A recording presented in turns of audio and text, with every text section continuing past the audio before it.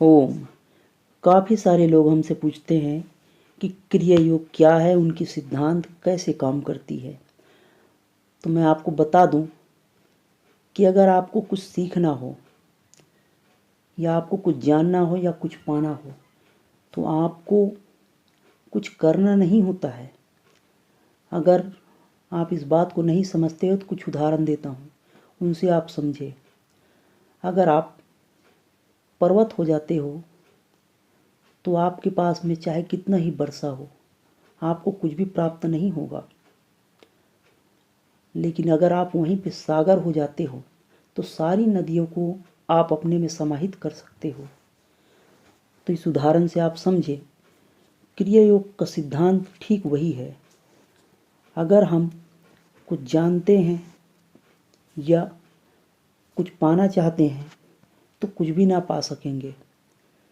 मतलब ये कि हमें खाली हो जाना है, हमें सरल हो जाना है, गहरा हो जाना है, सागर की तरह। लेकिन अब तक जो हमें करने की आदत है उसी के कारण हम गहरे नहीं हो पाते, उसी के कारण हम खाली नहीं हो पाते और हम पर्वत सा रहते हैं। अगर हम पर्वत जैसा रहेंगे तो हमें बारिश कुछ बूंद भी ना टिक पाएगी। तो क्रिया योग ठीक वही कार्य करती है कि हमें खाली कर देना है, मन को, मस्तिष्क को, प्राण को।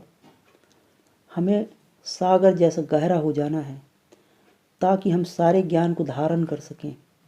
ठीक वैसे ही जैसे सारी नदियाँ, सारे सागर सारी नदियों को धारण करती है।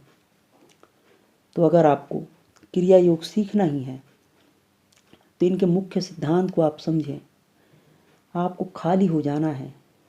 अब आप कहेंगे कि हम तो यहाँ क्रिया योग के सिद्धांत को सीखने आए थे और आप तो हमें लेक्चर देने लगे। तो बिल्कुल गलत बात। मैं आपको कोई लेक्चर नहीं दे रहा, क्योंकि यह कथन भी तो आपका कुछ धारण किया हुआ है। यह कथन भी तो आपका पर्वत जैसा भारी है कि आप सीखना नहीं चाहते।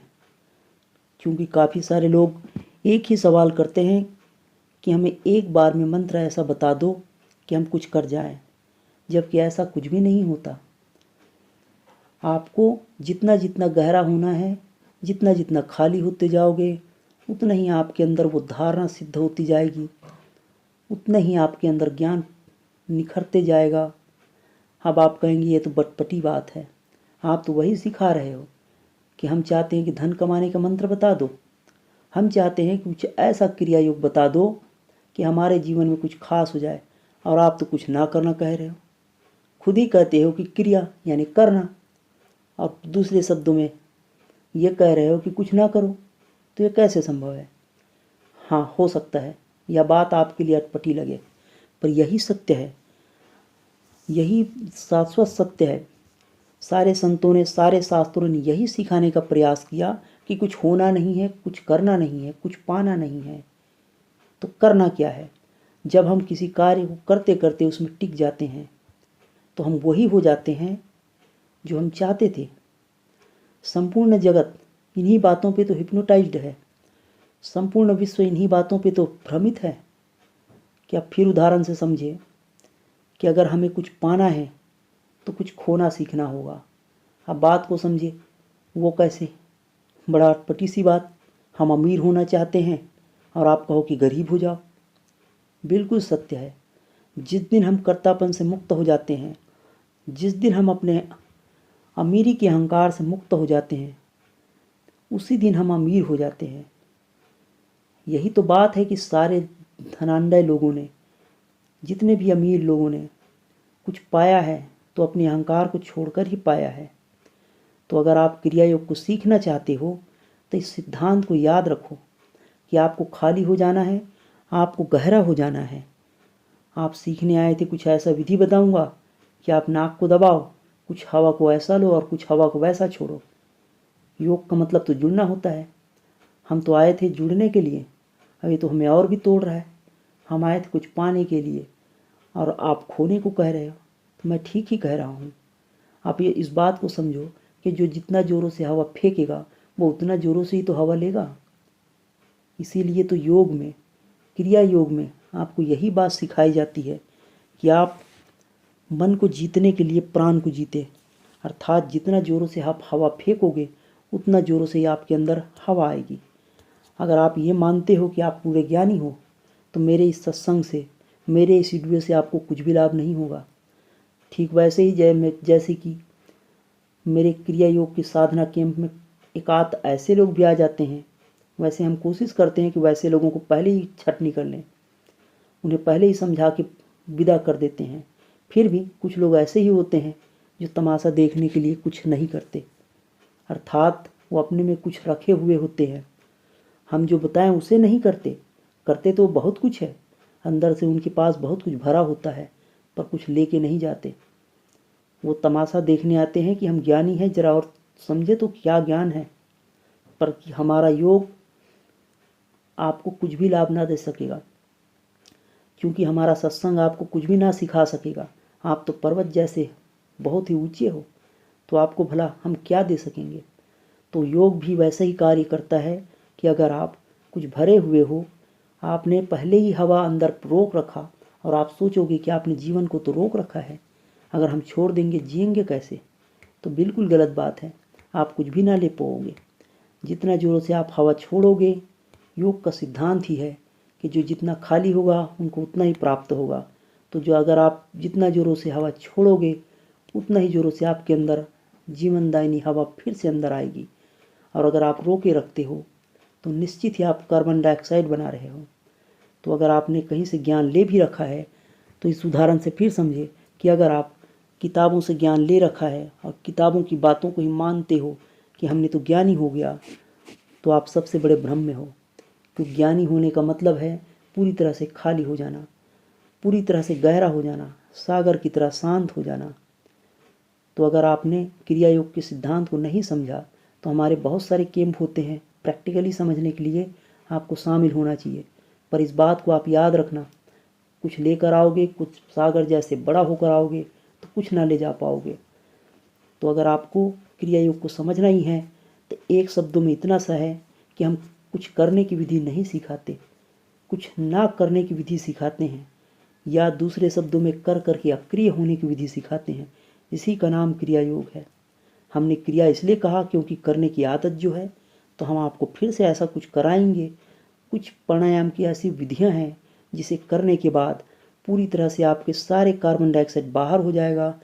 अब बच जाएगा तो खाली, जिसमें आप अगर हवा लोगे भी, अगर आप प्राण लेते भी हो तो ऐसे प्राण लोगे जो आपको जीवन देगी।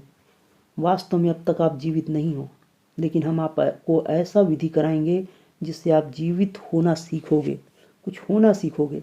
अब तक जो आपने होना सीखा है वो भ्रमित है, आप हिप्नोटाइज्ड हैं। जैसे कि आप मानते हो कि आप डॉक्टर हो, जैसे कि आप मानते हैं कि आप पुरुष हो या स्त्री हो, या फिर आपने अब तक पर्वत जैसा मान रखा है कि हम तो बड़े ज्ञानी हैं।